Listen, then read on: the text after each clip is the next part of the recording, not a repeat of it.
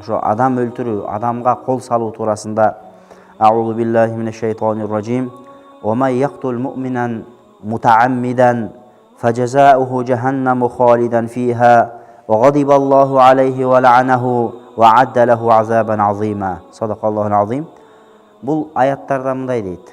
Кимде-ким бир мусулманды атайылап жанына кас кылып, анын жанына кол салса, өлтүрүп койсо, фажазауху джаханнаму халидан фиха. Анда ушул жерде 4 жаза айтылып атат. Алла Таала мусулманга эч кандай айыбы жок, эч кандай күнөөсү жок жерден адамга кол салып, адамды өлтүрө турган болчу болсо, фажазауху джаханнам. Анын биринчи жазасы тозок.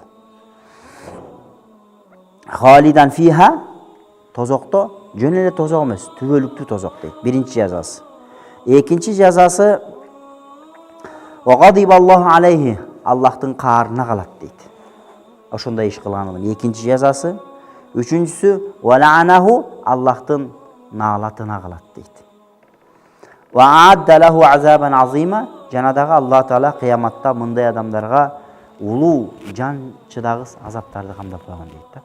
Демек шариятыбыз ушундай экен. Демек кимде-ким бирөөнү эч бир себепсиз кол көтөрө турган болчу болсо, анда ал адамга бул Курандын аяты, Алла Таала өзү ушул 4 нерсени убада кылып атат.